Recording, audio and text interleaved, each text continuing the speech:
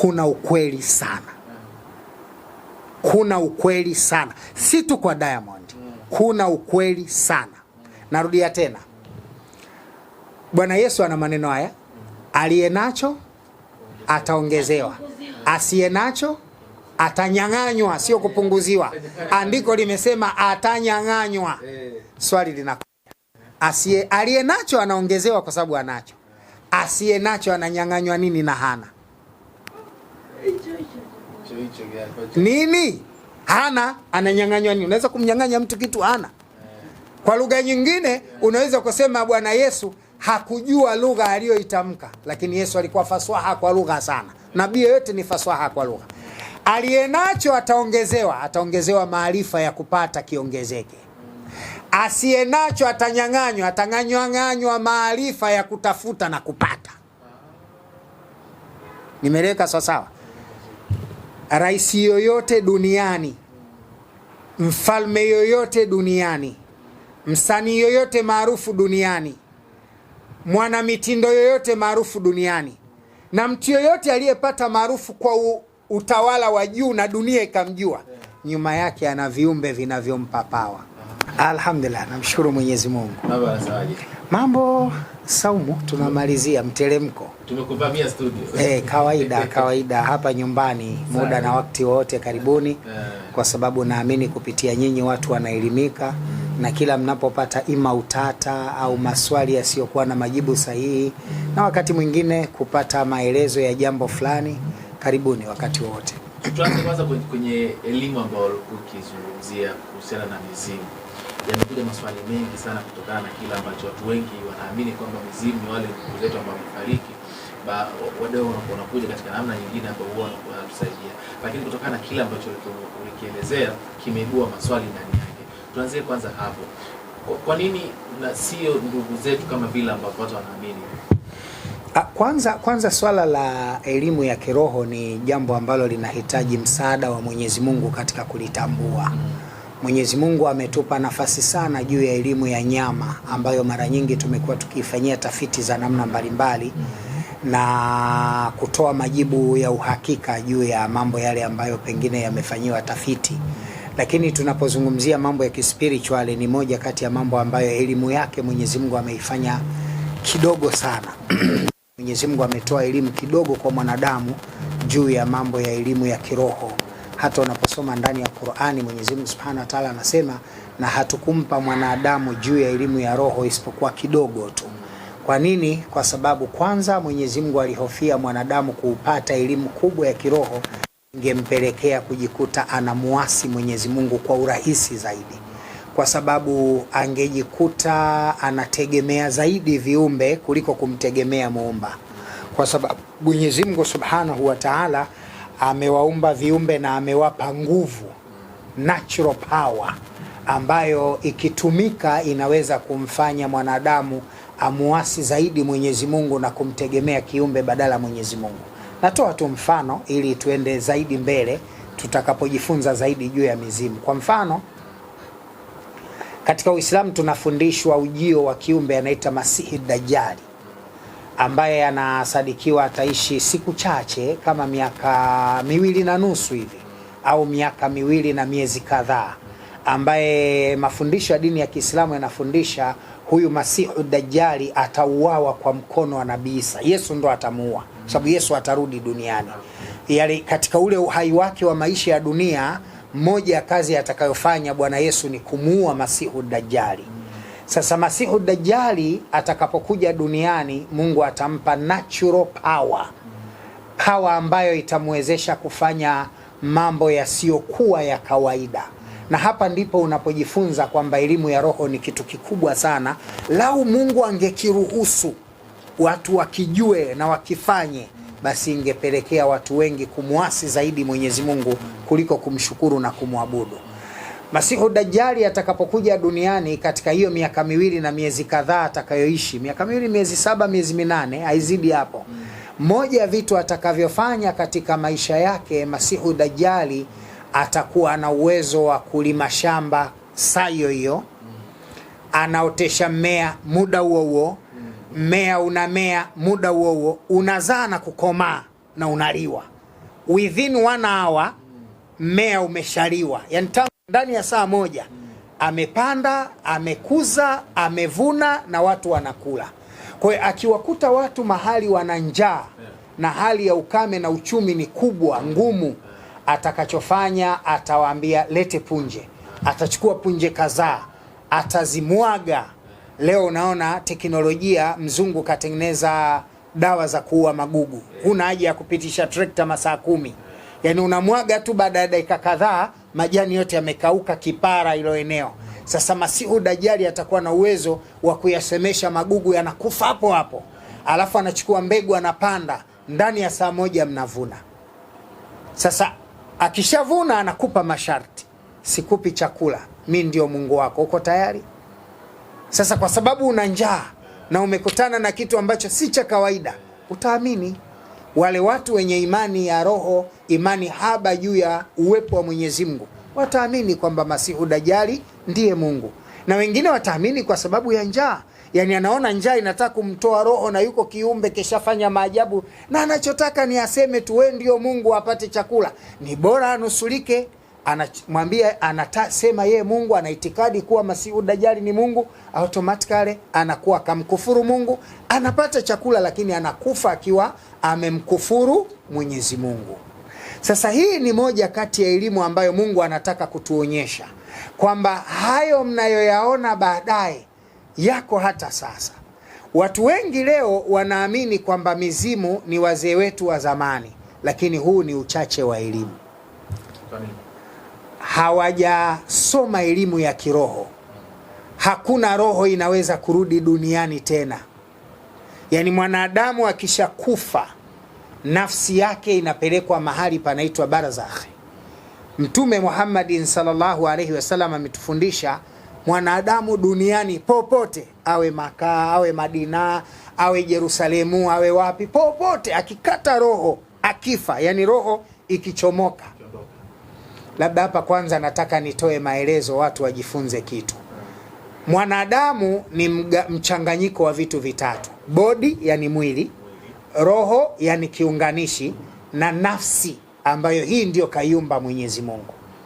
Nafsi ndiyo asili ya uwepo wa Mwenyezi Mungu, ndiyo spiritual, kitu kilichotengenezwa kwa uwepo wake, kwa mfano wake Mungu.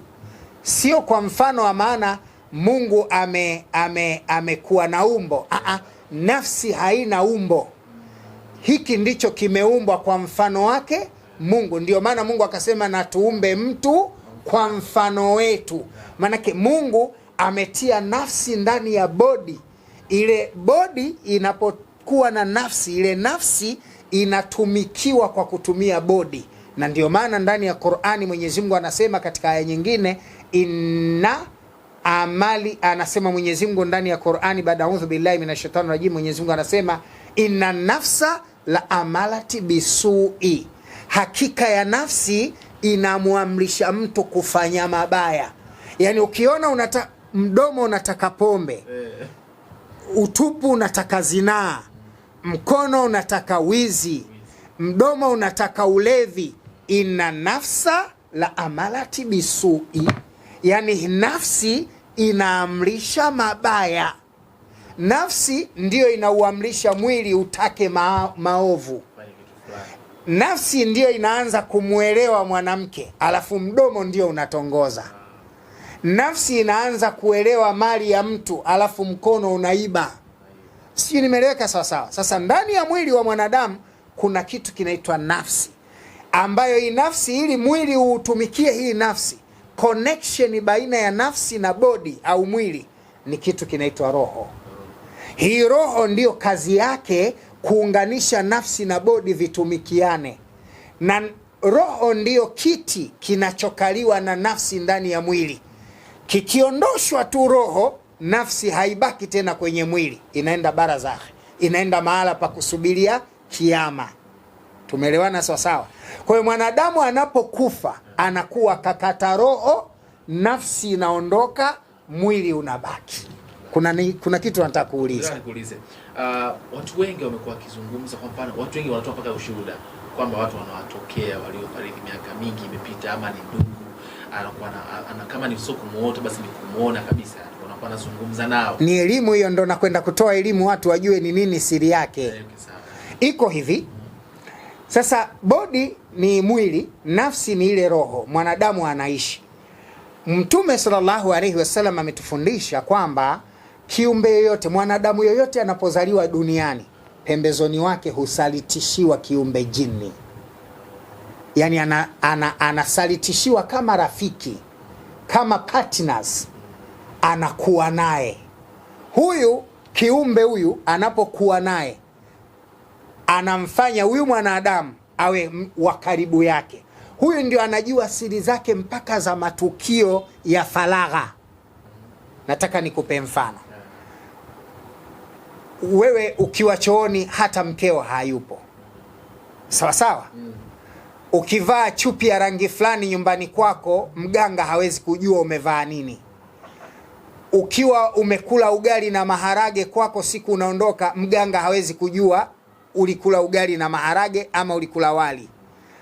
Lakini unaweza kufika wakati unafika kwa mganga akakwambia private issues kwenye maisha yako, kwamba we huna nguvu za kiume. Tendo ambalo unafanya we na mkeo tu, anayejua jambo we ni mkeo tu, au yule ambaye unakutana naye kimwili. Mganga anawezaje kujua ghafla kwamba we huna nguvu za kiume au zimeshuka? Wewe una kiumbe jini anaishi na wewe, partners muda wote. Huyu jini ana uwezo wa kutoa taarifa kwa jini wa mganga ambaye ana connection naye, akampa historia ya maisha yako kabla hujafika kwa mganga. Ukifika tu yeye anamuelezea, huyu alipotoka kwake alivaa chupi ya rangi nyeupe tena imetoboka. Huyu jana alikula ugali na wa maharage.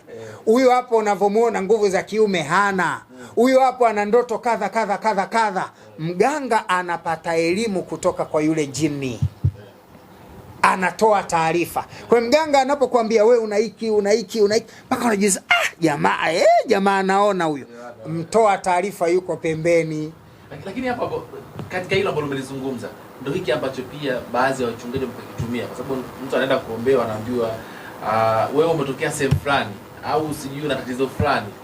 Ile ndio ukweli ama kuna wogo wachungaji ama mganga au muonaji? Kundi lolote katika hao wamegawanywa kwenye makundi mawili. Kuna ambao wanapanga, yani wanakubaliana kwamba unapokuja kwangu mimi nitaeleza 1 2 3 juu ya maelezo yako, we kubali kila kitu. Unalipwa chako, mnamalizana. Maana yake sasa nini? Maana yake huyu anatengeneza kiki. Alafu kuna lile kundi linatumia nguvu ya kiroho, yani ana kiumbe anamteremshia taarifa kama ilham, kama anamnongoneza kumwambia huyo ana 1 ana 2 ana 3, au katika umma huu kuna mtu kafiwa na mumewe jana, we tamka hivyo tu atainuka. Sasa huyu anayetoa taarifa ndio huyu jini rafiki yako, ambaye ana uwezo wa kukukaa kwenye mawazo akakuletea taarifa ukahisi kama unataka kuwaza jambo, kama unataka kulifikiria jambo, na kile unachokifikiria na kukitamka kinakuwa vile vile, kwa sababu mbele yake kuna mtu kapewa taarifa na huyu. Sijui nimeeleweka sasa? Sasa huyu jini huyu anayekuwa na mwanadamu ambaye anampa taarifa huyu mwanadamu anapokufa, roho ikakatika, umbo likabaki kwenye mwili ukabaki kaburini, au kawa umeungua moto au umepotea kwa namna yoyote, nafsi ikapelekwa barzakh ikatulia kusubiri hukumu ya Mungu siku ya kiyama. Huyu jini aliyekuwa na huyu mtu, huyu ndio baadaye anavaa tabia za yule kiumbe aliyekuwa akiishi naye. Kama Dr. Sule alikuwa mganga, na huyu anavaa zile tabia za uganga. Sasa vipi anaweza kumtokea mwanadamu kwa umbo la Dr. Sule? Vipi anaweza kumtokea mwanadamu kwa umbo la babu wa babu yako, na wale waliomuona babu yako akamuona ndo yule yule? Vipi? Na huyu kiumbe ni nani? Huyu kiumbe ni jini. Majini wamegawika katika categories. Kuna majini wanaishi kienyeji, hawa wanaitwa majini wa asili au majini wa familia. Kiswahili ndio wanaitwa mzimu. Mzimu wa familia. Yes. Na unaweza kuwa mzimu wa ukoo, unaweza kuwa mzimu wa kijiji, unaweza ukawa mzimu wa eneo, unaweza kuwa mzimu wa taifa, unaweza kuwa mzimu wa dunia, inategemea. Ndio na wanasaidia sana, nitaeleza mbele utanielewa.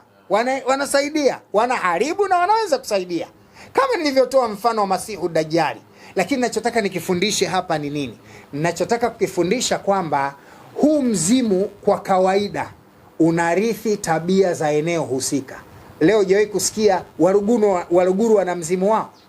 Hujawahi kusikia Wahehe wana mzimu wao? Hujawahi kusikia Wachina wana mzimu wao?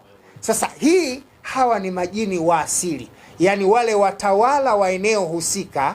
Umezuka mzimu uliorithi na yule mtawala wa eneo anaendelea kurithi ule utawala na kuwashawishi watu waendelee kuamini uwepo wa ule ufalme. Sasa vipi jini anaweza kurudi na akaonekana kwa sura ya yule mnayemfahamu? Mwenyezi Mungu kabla ya kumuumba mwanadamu duniani, kwanza alimuumba jini. Imeleka sawa sawa? Kwanza aliwaumba majini. Kabla wanadamu kuletwa duniani, Mungu aliwaumba majini. Na majini walianza kuwepo duniani kabla ya sisi. Na majini waliumbwa kwa mfumo ule ule wa wanadamu, kwa kuumbwa Adamu kwanza. Adamu aliumbwa kwanza, kisha akaumbwa mkewe, wakajamiana, wakazaliana. Na majini Mungu alivyowaleta, aliwaleta hivyo. Aliumba jini mwanamume kwanza, kisha akaumba mkewe, wakajamiana, wakazaliana. Tabia za majini za kuzaliana ni kama tabia za binadamu. Ila jini kwa kuwa ndiye alikuwa mtawala wa kwanza wa dunia, alipewa kitu Adamu hakupewa na Mungu. Nini alipewa? Alipoumbwa tu na kutiwa roho na kupiga chafya na kuwa kiumbe kamili, aliambiwa na Mungu, tamani kwako chochote utakacho nitakupa. Golden chance. Yani Mungu anamwambia jini, taka chochote kwangu nitakupa. Yani niombe chochote unachotaka, kwa namna ninavyokupenda we kiumbe wangu unaenda kutawala hii dunia. Hebu niambie unataka nini? Niombe chochote mimi nakufanyia. Jini akaitumia hiyo golden chance kwa kuomba mambo matatu. La kwanza, alimwambia Mungu, naomba nisizeeke. Yani niishi umri mrefu. Yani nakwenda umri fulani, nikifika najivua gamba, naanza tena ujana, naendelea. Umri fulani ukifika navua gamba, naendelea. Umri fulani ukifika navua gamba, naendelea. Ndiyo maana jini mzimu aliyerithiwa kwenye ukoo anaweza kuja kwa sura ya mababu 10 nyuma. Kwa sababu yeye wakati anazaliwa yule yeye alikuwepo, akafa mjukuu wake akamrithi, akafa babu yake mjukuu wake akamrithi, wakaendelea hivyo mpaka muda ambao mimi na wewe tunakuja tunaukuta mzimu wa babu na mababu upo. Kwa sababu yule arithi nini? Tabia. Hiyo sifa ya kwanza. Sifa ya pili, alimwambia jini, la pili usinipe, sio hilo tu la umri mrefu. Yani mimi nataka katika maisha yangu unijalie niwe sionekani kwa macho ya viumbe vyenye nyama. Yani kiumbe chochote chenye macho yaliyo katika nyama, yani mnyama, dudu, ndege, samaki, mwanadamu, ukimuumba kiumbe yote madhali umempa umbo la nyama, mimi sitaki anione. Mpaka mimi niamue anioneje. Umenielewa sawa sawa? Mungu akakubalia. Na hii ndio inapelekea majini, kinaweza kuwa kitoto kidogo, kikavaa uhalisia wa babu, kikakupiga mkwara ukahisi babu yako ndo kakuamrisha, ukafanya huku unatetemeka. Sasa umuoni? Mpaka uwe na macho ya ziada ya kujua hiki kitoto cha jini kiuni hiki kinaniletea mkwara, unakiminya, kesi inaisha, kinasema ukweli. Umeelewa sawa sawa? Unaona maana watu wanaoona ni wachache. Wanaoona ni wachache. Jini unamuona ukiwa na nguvu ya ziada. Unamuona. Na mimi kuwaona majini kwangu ni rahisi, kwa sababu mimi naweza kumwamrisha jini afanye ninachotaka. Nakupa uhakika biidhnillah, niletee mgonjwa yoyote wa jini, nitamfanya ninavyotaka mimi. Kabisa. Jini mimi namfanya ninavyotaka na hachomoki. Mimi naweza kumwadhibu, naweza kumuua, naweza kumsemesha, naweza. Ngoja ipo siku nitapanga dua za kuwanyoosha majini, nitawaita kamera zenu zione ninavyowanyanyasa majini kwa mdomo na mikono yangu. Majini. Kabisa. Ila we jini akikuamrisha ulete muogo unapeleka. Akisema nataka ndizi utapeleka. Akisema nataka chano utampa. Kwa sababu wewe unamuogopa. Mimi najua Sijui tumeelewana sasa sana. Lakini cha pili alichomuomba, alimwambia mimi sitaki nionekane na kiumbe mwenye nyama. Yule jini mkubwa. Manake kama ameomba yeye ni pamoja na kizazi chake. Akamwambia la tatu na la mwisho, Mungu mimi nataka unipe uwezo niweze kuvaa umbo la kiumbe yoyote mwenye nyama. Nikijisikia tu naweza kuvaa umbo hilo nikaonekana nalo. Mungu haya matatu akafanya nini? Akamkubalia. Kwa muktadha huu tu jini ana uwezo wa kuvaa sura ya babu yako watano nyuma, na akaja na mkongojo vile vile kapinda, na waliomuona wakasema huyu ndio mzee fulani, huyu ndio mwenyewe kakutokea. Ndio maana leo jini anaweza kukujia kwa sura ya babu yako ima usingizini, au anaweza kukujia kwa sura ya babu yako live. Mzimu unapata nafasi hii kwa sababu yule baba yao wa asili aliomba nafasi ya kubadili umbo. Ndio maana jini anaweza kukutokea kama paka. Jini anaweza kukutokea kama mtu mrefu asiye na mwisho. Anaweza kukutokea kwa umbo la nyoka. Anaweza kukutokea kwa umbo la bundi. Anaweza kukutokea kwa umbo la njiwa. Anaweza kukutokea kwa umbo la mbwa. Anaweza kukutokea kwa umbo la binadamu na viumbe wengine. Atakachoamua yeye atokee. Hata kwa umbo la tandu jini anaweza kukutokea. Sasa majini wanakuwaje na nguvu hiyo? Kwa sababu Mungu aliwaruhusu, yule baba yao mkubwa alimpa hayo mambo mangapi? Matatu, ambaye anapelekea leo wale mizimu wa asili, wale majini wanayorithi tabia za watu katika asili zao, katika mila zao, wana uwezo wa kuja na sura ya babu yako. Hii ndio siri iliyojificha inamfanya jini aone, yani mzimu uonekane katika sura ya babu yako, na wewe ukakuchimba mkwara na ukaamini. Hapo kosa kwenda kuomba katika makaburi ya ndugu zao waliopoteza maisha siku zao ambazo zimepita, kwa sababu umekuwa ni utamaduni ambao baadhi ya koo ama mila fulani watu wanaenda kutembelea makaburi, wanawaomba wale, wanaombea ndugu zao wasaidie kitu fulani. Kwa kuna wengine wanamwaga mchele, maji, pesa. Ile ikoje hasa? Kiimani ya Kiislamu hilo ni kosa kubwa sana. Kwa imani ya Uislamu, duniani imani pekee inayokataza mizimu au kuabudia maiti na mizimu mibaya ni Uislamu tu. Imani zingine zote hiyo haikatai. Imani moja tu ya la ilaha illa Allah, kwa sababu la ilaha illa Allah tafsiri yake la, hakuna, yani katu, abadan, never. Ilaha, Mungu yoyote, yani never, hakuna Mungu, never, illa Allah, isipokuwa Mungu mmoja tu. Sasa imani hii ndiyo inayozuia mizimu. Suratul Anfal sura ya 8 Mwenyezi Mungu ameeleza katika aya ya kwanza na ya pili. Hii ndiyo imani pekee inakataza mizimu. Kuiabudu, kuiomba ni makosa. Yani kuweka nafasi ya mizimu mahala pa Mungu ni makosa. Ila nisikilize vizuri. Hawa ni viumbe. Ukitaka wakusaidie, sio waombe, wakusaidie, wanaweza kukusaidia. Kwa sababu katika hii mizimu kuna inayomuasi Mungu na kuna isiyo muasi Mungu. Kwa sababu hata hii mizimu yenyewe inaishi kwa tabia. Kama mzimu umemrithi mtu alikuwa mcha Mungu wa ibada, mzimu huu utakuwa na tabia zile za uchamungu wa ibada ya kidini, ima ya Kikristo au ya Kiislamu au ya Kibudha au ya Kikonfusi au ya Kitao au ya Kihindu au ukawa mpagani au dini ya jadi katika kabila husika. Sasa wewe unachotakiwa kumtumia huyu mzimu mzuri ambaye hamuasi Mungu, usimuombe akufanyie kwa nafasi ya Mungu, bali umtume akusaidie baadhi ya mambo, kwa sababu mzimu unaweza kutia maradhi. Umepewa hiyo power. Kama vile elimu ya roho Mungu alivyoifanya, Masihu Dajjali ana uwezo wa kutengeneza mahindi asubuhi, jioni watu wakala, au baada ya saa 1 wakala, na mizimu Mungu kawapa hiyo fursa, anaweza kukutia maradhi na huchomoki. Unaswali swala 5, unafunga sana, nyiradi unazo, Mungu akatia taufiki, mzimu ukakutia maradhi. Kwa nini? Kwa sababu mfano huko kwa Nabii Allah Ayub. Nabii Ayubu alikuwa nabii tena mcha Mungu, lakini Mungu alimpa shetani nafasi akamjaribu. Alimtia maradhi, akavunja akaua mifugo yake, akaua watoto wake, akabadilisha na mali zake zikaparaganyika. Maana yake nini? Shetani kwa nafasi ya mzimu, shetani kwa nafasi ya jini. Katika waasi, majini wa aina hiyo mbili wanaruhusiwa kumjaribu kiumbe yote, hata kwa nafasi ya unabii.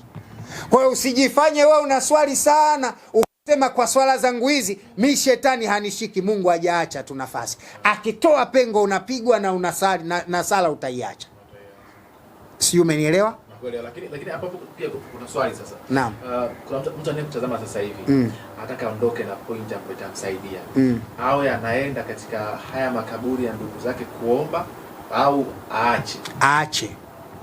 Usiombe makaburi, roho hazina nafasi. Zinasaidia unasema? Hapana, no. Sijasema roho maiti. Kilicho kaburini ni maiti. Mzimu ni jini anayetembea aliyevaa sura na tabia za maiti. Unakutana naye wapi sasa? Yes. Mzimu huu unaweza kupita kwenye kichwa cha mtu, ukapanda kichwani, ukajitambulisha kwa jina na nafasi ya yule babu yenu. Mzimu huu unaweza kuja ndotoni. Mzimu kwa sababu ni jini anayeishi, unachotakiwa kama unataka kumtuma, mtaje kwa kumtambua. Natoa mfano mdogo utanielewa kwa vipi unaweza ukataja kwa kumtambua.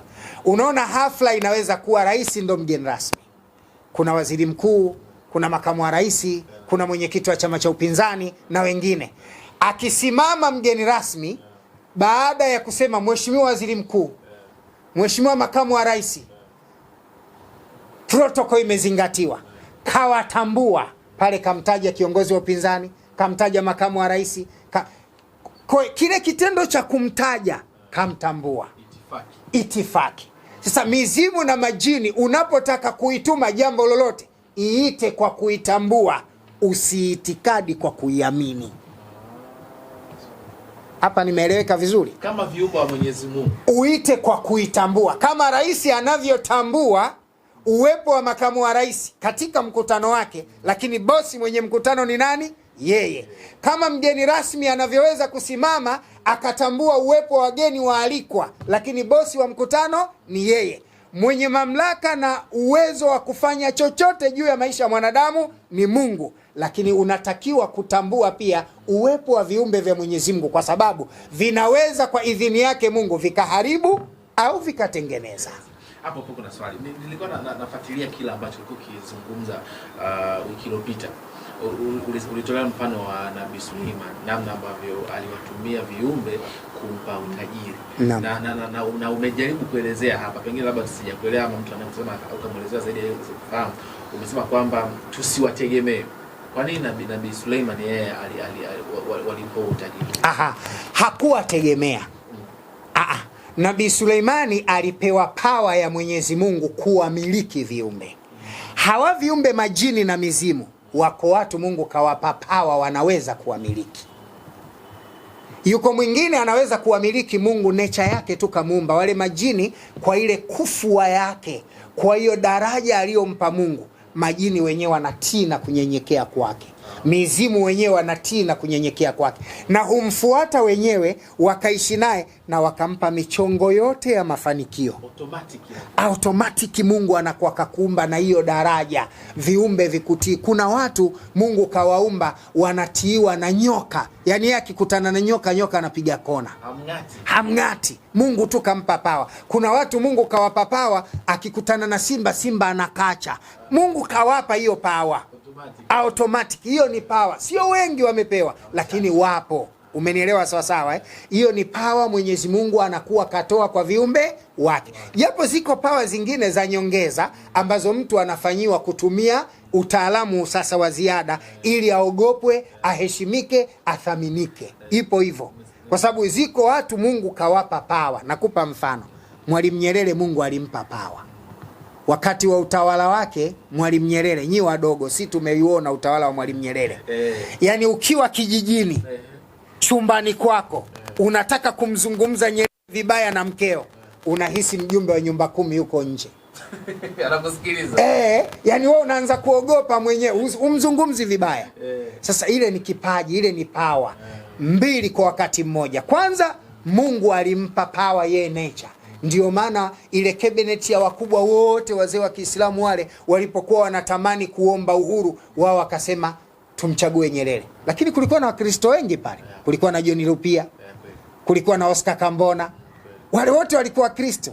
Tumeelewana sasa? Kwa nini alikuwa Nyerere? Kwa sababu Mungu alishampa utawala. Nature yake alikuwa nani? Mtawala. Sasa wazee walichofanya ni kumuongezea power. Ndio ile dua iliyofanyika Bagamoyo ambayo alilazimika kufunga mpaka jioni wakachinja, na ile dua iliyofanyika Tabora ambako aliomba dua ng'ombe akazama chini ya ardhi kwenye uwanja wa Ali Hassan Mwinyi mzima. Dua kubwa alifanyiwa, kisha wazee wakamwambia hakuna wa kukuua ila mwenda wazimu. Yuko mwenda wazimu anaweza kumuua rais?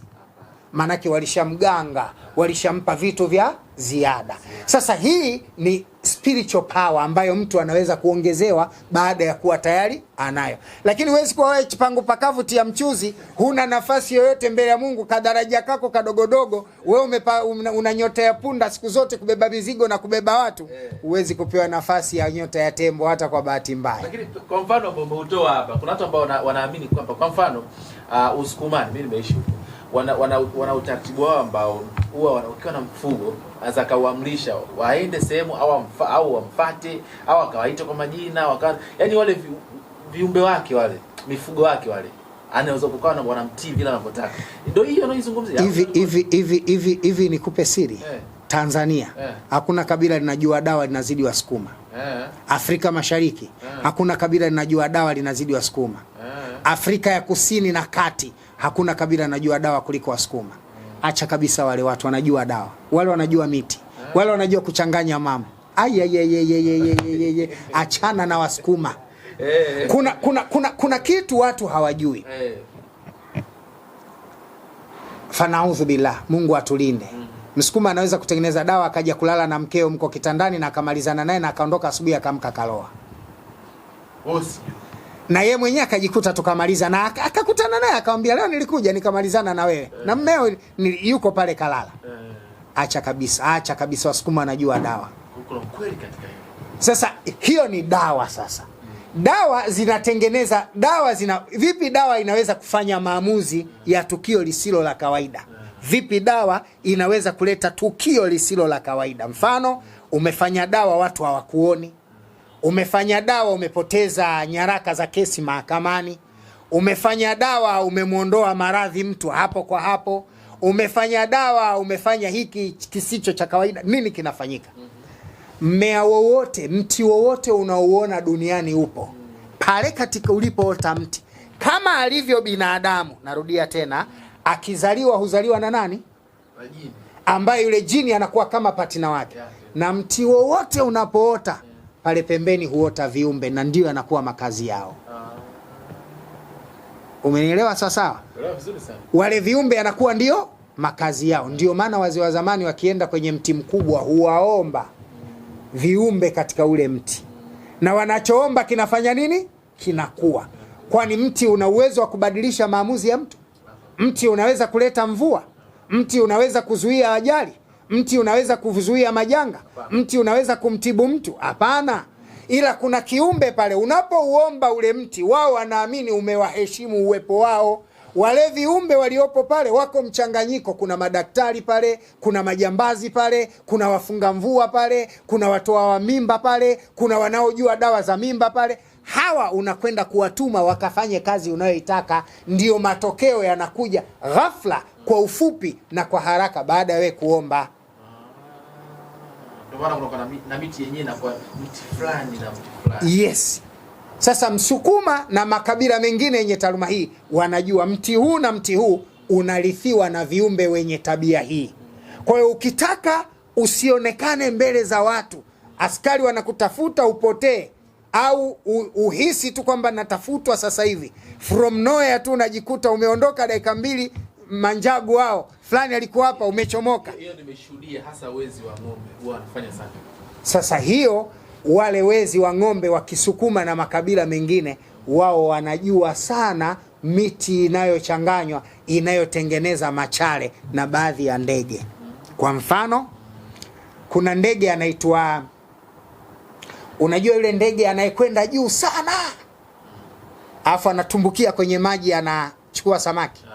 Au kuna wale ndege wanakaa juu sana, alafu kama kuna mahala kuna mzoga unakuta wameukusanyikia juu. Yule ndege ana uwezo, ubongo wake una uwezo wa kuotesha jambo. Ukitumika vizuri ubongo wa yule, ukatengenezewa wewe, ukachanjwa, ukapakaliwa ule ubongo, ukifanya masiala unaota siku yako ya kufa. Unaijua kabisa. Kwani wangapi wamewahi kusema leo simalizi jioni? Wapo. Wangapi wamesema huu ndio mwaka wangu wa mwisho wa kuishi?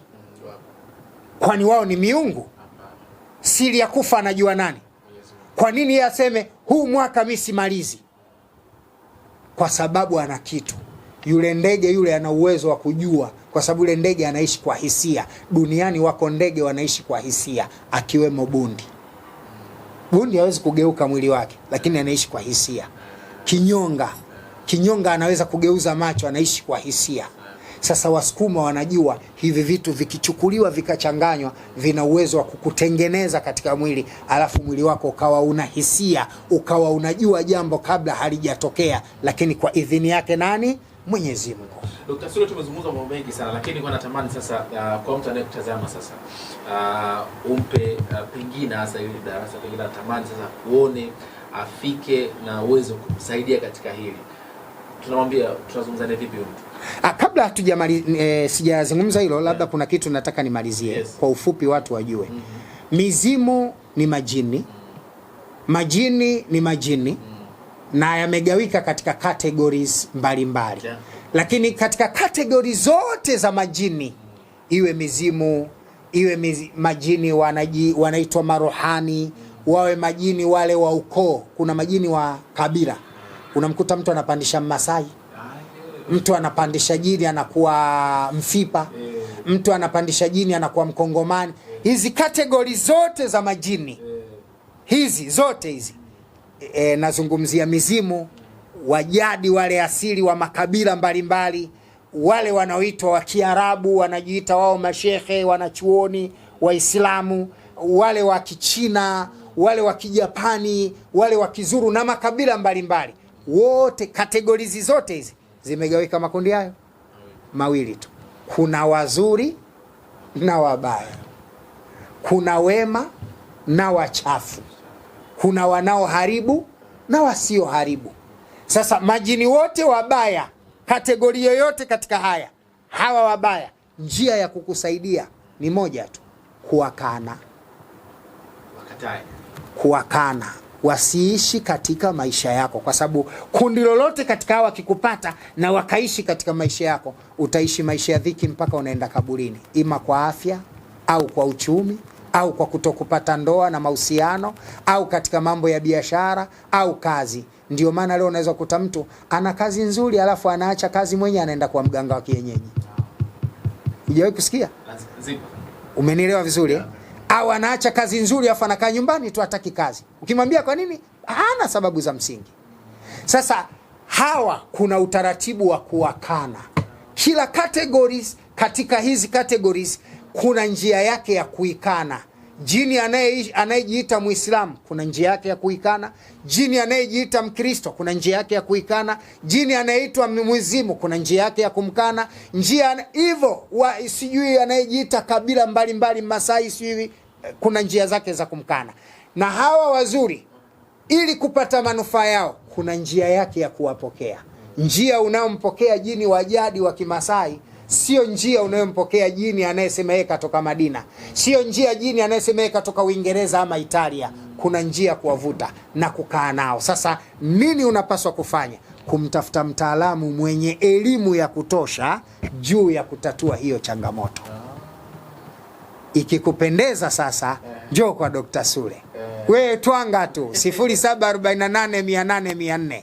Yaani ukipiga hiyo namba unanipigia mwenyewe. Acha wale wanaotia namba kwenye mitandao alafu wanaweka maneno yangu alafu anajifanya wao ndo Dr. Sule. Wezi tu wahuni.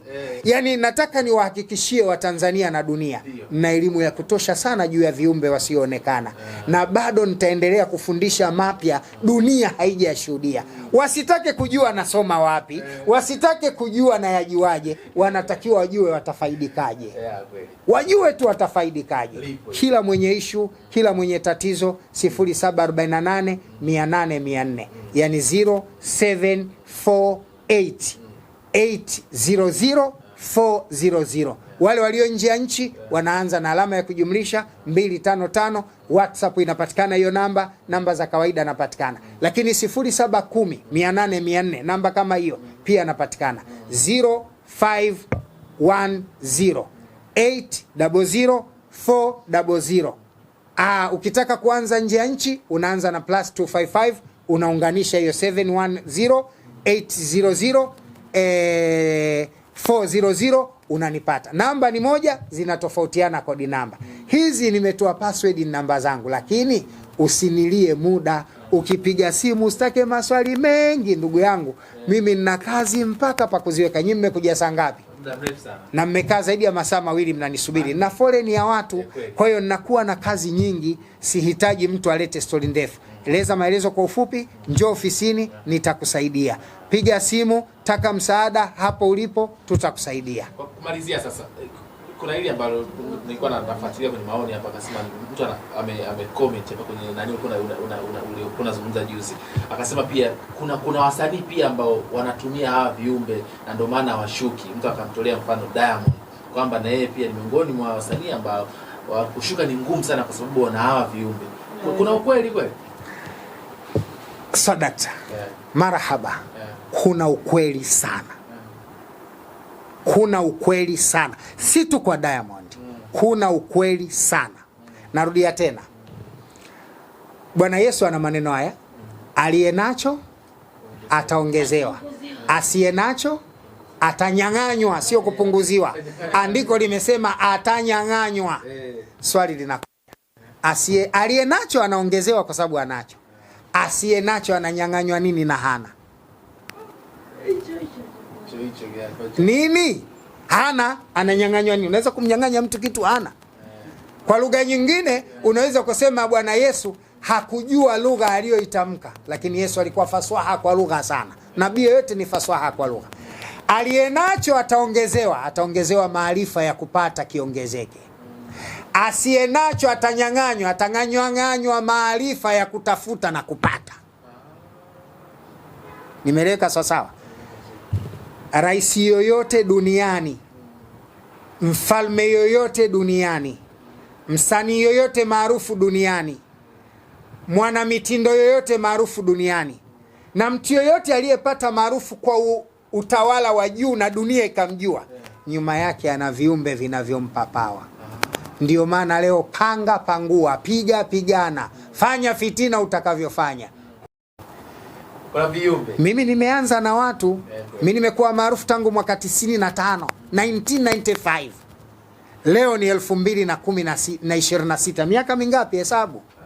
Wangapi wametamani kunishusha? Sishuki, hakuna kunishuka na nitaendelea. Yaani kila ninavyotoa maelezo ndivyo yanavyokuja. Mimi nakwambia ndivyo yanavyokuwa. Unaona huu 26 huu? Naenda kuendesha gari ya milioni 600. Huu mwaka.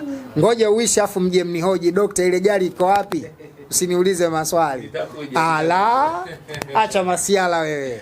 Viumbe wapo. Sasa ukimuona mtu anakaa kwenye pawa juu katika nafasi, jua nyuma yake kuna viumbe wanampandisha pawa. Ile nini tunaita ile power yake.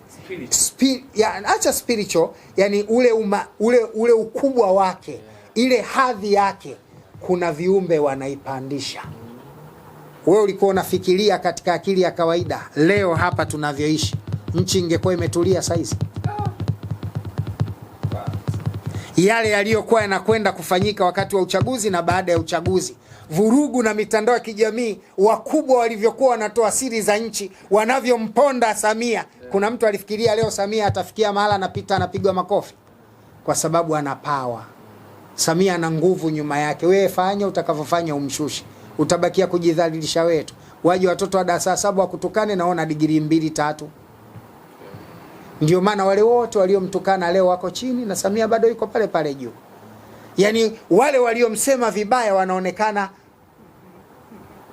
watu wa hovyo, na yeye bado anabaki pale pale. Kila mtu ana nafasi yake. Sasa hii ni power Mungu anakupa. Mungu anakupa. Huwezi kufuta jina la Mwalimu Nyerere hata ufanyeje. Yaani dunia hii kama utataja umaarufu Tanzania huwezi kufuta jina la Mwalimu Nyerere. Na ngumu kuja kupatikana rais anayefuta jina la Mwalimu Nyerere, kwa sababu power ya Mwalimu Nyerere ilikuwa kubwa kuliko power ya kiumbe yeyote katika taifa letu. Huwezi kufuta power ya Kenyatta Kenya hata ufanyeje, huwezi kufuta.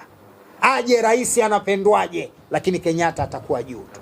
Kwa sababu hawa Mungu aliwapa power kuliko viumbe. Yaani wale viumbe wa nchi nzima walimtumikia yeye na jina lake. Sasa nachotaka tukusema, hata wewe mtazamaji wangu unayo power yako. Ila hiyo power ndio wengine wanaita nini? Kipaji mnaita nini? Kipaji, talanta. Ndio kipaji hicho. Kuna neno wanaita talent. Talent. Wasa fulani bwana na talent ya mpira. Fulani bwana na talent ya mziki. Fulani bwana na talent ya uongozi. Fulani bwana na talent ni nini? Hivi watu washawahi kujiuliza kuwa talent ni nini? Talent ni spiritual power Mungu aliyomvisha mtu juu ya jambo hilo ili awe bora kuliko wote. Iende itakavyokuwa, iwe itakavyokuwa, hakuna mtu atapita talent ya Cristiano Ronaldo kwenye soka. Fanya utakavyofanya. Fanya utakavyofanya, huwezi kufuta jina la Muhammad Ali katika ndondi. Fanya utakavyofanya. Hiyo ndiyo maana ya talent. Sasa talent sio ule uchezaji. Talent ni ile spiritual power ilionayo mtu inayomwezesha. Na kila mmoja wetu ana talent yake. Ila hawajui watu kipaji chake ni kipi, anatokaje, anafanikiwaje. Hapa ndio unahitaji mtu wa kukusaidia, na ikiwa itawapendeza, karibu Islah Islamic Dua Center, Ilala Bungoni, barabara ya Sharif Shamba, jijini Dar es Salaam nchini Tanzania. Dr. Sule, asante sana. Na hili ambalo umelimaliza tutafuta muda nije nikuulize pia, maana watu wanasema kwamba unafahamu kipaji chako, nini utakachokifanya katika hii dunia kupitia nyota yako. Nadhani kupitia hii elimu ya majini tutatafuta wasaa mwingine zetu tuzungumza mengine pia. Insha Allah biidhnillah wa qudratihi. Asante. Shukrani sana. Asante. Karibuni sana wapenzi watazamaji wetu.